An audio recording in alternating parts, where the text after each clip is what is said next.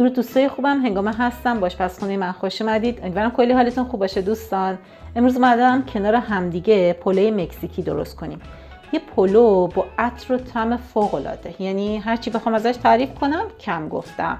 تا آخر ویدیو کنار من باشید. کانالم رو هم سابسکرایب کنید اگه تا الان سابسکرایب نکردید. این پلو خوشمزه رو کنار همدیگه درست می‌کنیم امروز.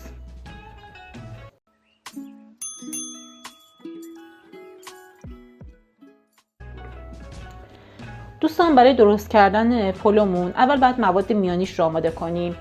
من اندازه نصف لیوان روغن ریختم، نگاه کنید داخل قابلمه، داخل ظرفی که میخوام مواد میانی رو آماده میکنم. زیرش رو هم روشن کردم، یک کم گرم شده روغنم. حالا یه دونه پیاز درشت رو نگاه کنید به صورت نگینی خورد شده سرخش میکنم، در حدی که سبک بشه، قرار نیست که خیلی زیاد تفت بخوره و طلایی بشه.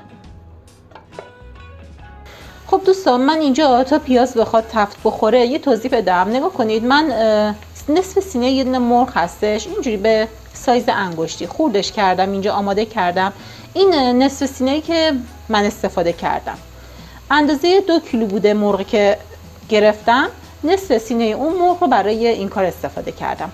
بعد کل این موادی که میخوام برای این غذا استفاده کنم برای 4 تا پیمانه برنجی هستش که میزانی که دارم استفاده میکنم رو بدونید برای چه میزان هستش. برای اون مقدار حالا شما به تعدادی که هستی، به تعداد برنجی که میخواید استفاده کنید، میتونید میزان رو کم و زیاد کنید.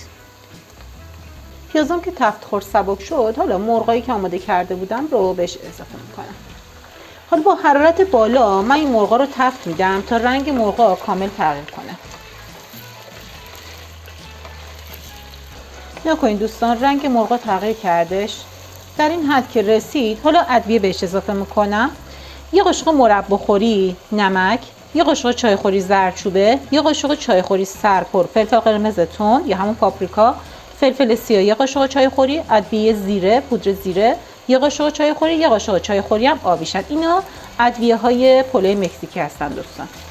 حالا در حدی که عطر ادویه هامون بلند بشه و یه بوی خیلی خوبی بده، بعد اون بوی تفت خوردگی ادویه ها رو احساس کنید.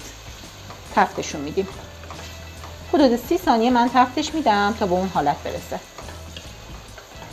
حالا توی این مرحله بهش یه دونه گوجه فرنگی رنده شده اضافه میکنم. بعد که ادویه ها رو تفت دادم، یه دونه گوجه فرنگی سایزش درشت هستش اضافه میکنم. دیگه یکم حرارت رو ملایم میکنم، درش رو میبندم، اجازه میدم یه 10 دقیقه هم آب گوجه تبخیر بشه و هم مرغ هم حسابی بپزه.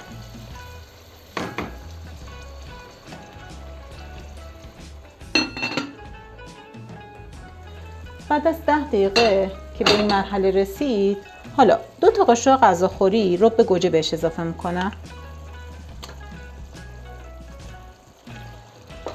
در حد مخلوط شدن رب رو هم بزنید. ربم رو که هم زدم، نگاه کنید دوستان، اینجا فلفل دارم، یه دونه فلفل دلمه کوچیک، یه دونه هم فلفل قلمی تند اضافه میکنم. نگاه کنید ربی که ریختم داخل این موادم، همینطور که این مواد رو دارم اضافه میکنم رب هم داره تفت میخوره. حالا 2 تا سیر رنده شده، 2 تا حب سیر رنده شده، رنده و یا ریز خورد شده، من ریز خوردش کردم. 2 تا حبه درشت هست دوستان، اگه حبه سیرتون کوچیکه 3 تا 4 تا حبه استفاده کنید. در حدی که عطر سیر حالا بلند شه من اینو تفتش میدم. همین که عطر سیر بلند شد، حدود 200 گرم قارچ رو نگاه کنید ورقه خورد کردم به موادم اضافه میکنم. با حرارت بالا، حتما حرارتتون بالا باشه. بعد که قارچ ها رو ریختید که آب قارچ ها تفت بخوره، یعنی بخار بشه آب قارچ ها و قارچتون هم تفت بخوره. و چون موادی که من توی پلو مکزیکی کلا موادی که استفاده میشه خیلی زیاد هستش، مواد میانی، من حتما توی دیسکریپشن اینا رو براتون مینویسم، اندازه هاش رو و موادی که استفاده کردیم رو. این رو هم تفت میدم و بهتون نشون میدم آب قارچ هم تبخیر بشه. حالا بعد از مرحله قارچ دوستان، ذرت و نخود فرنگی داریم یا همون نخود سبز. میخوام بهش اضافه کنم. نکنید ذرت یک پیمانه سرخالی هستش، نخود سبزمون یک پیمانه سرپر هستش. حالا میتونید به صورت کنسرو استفاده کنید یا خودتون توی خونه آماده کنید. من به صورت کنسرو چیزو دارم آماده میکنم، ذرت رو. و نخود فرنگی رو خودم پختم توی خونه آماده گرفتم، فصلش هستش، فصل نخود سبز تازه هستش. با نمک حتما بذارید بپزه، واسه من یه مقدارم زیاد پخته، همچین خیلی نرم شده، اشکال نداره. یکم کمتر بعد بپزیم، انقدرم نرم نشه. آخرین مرحله اینا رو اضافه میکنیم، چون نخود سبز خیلی بخواید هم بزنید له میشه کلا توی غذاتون. حالا من اضافه میکنم اینا رو بهش. در حد 2 دقیقه با نخود و ذرت تفتش میدم.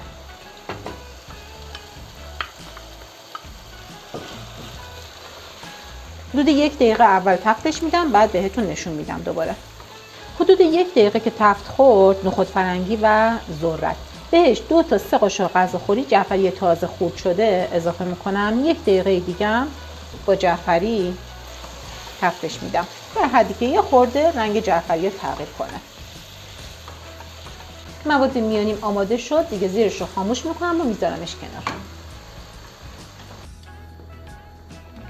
توی قابلمه مناسب آب گذاشتم جوش اومد برای برنج. 4 تا پیمانه برنج گفتم دارم، 2 ساعت قبل خیسش کردم. برنجا رو میریزم تو آب جوش. به برنجم 2 تا قاشق مرباخوری سرپر نمک اضافه میکنم. همش میزنیم نمک 1 دست پخش بشه. بعد بسته به نوع برنجتون 7 تا 10 دقیقه برنج رو بجوشونید.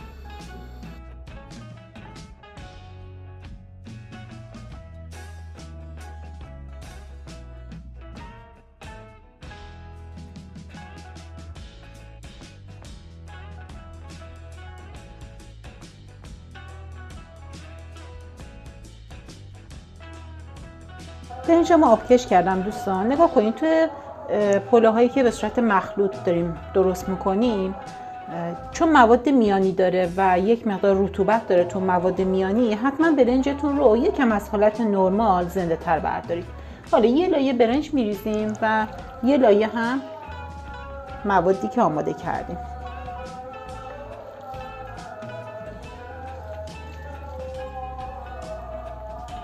به همین ترتیب میریزیم تا لایه آخر برنج پر میکنیم ظرف رو.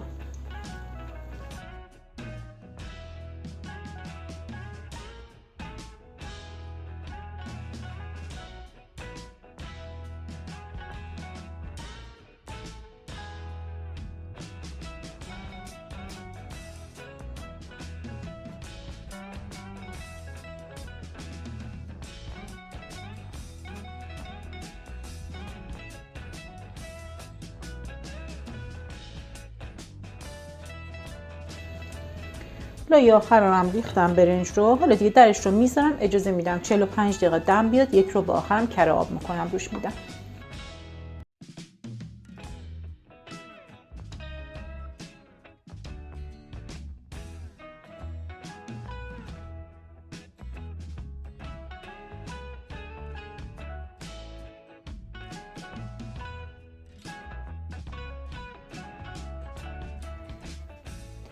دوستان پلومون دم کشید، آماده شد. پلوی مکزیکی خوشمزه.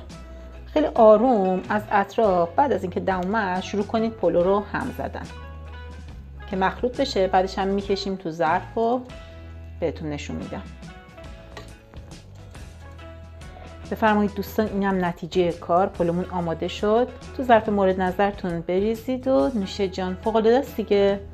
من دیگه تعریف نمی‌کنم، فقط تعریف کردم، فکر کنم دیگه کافی باشه. بعد درست کنید. کاش اینجا بودید این عطری که داره رو متوجه می‌شدید، ادویه هایی که داره چه خوش عطرش کرده. مرسی که تا آخر ویدیو کنارم بودید. اسم منم هنگام است. سابسکرایب بکنم یادتون نره. لایک کنید لطفاً ویدیو رو. با دوستای خودتون به اشتراک بذارید که اونا هم این پلوی خوشمزه رو درست کنن.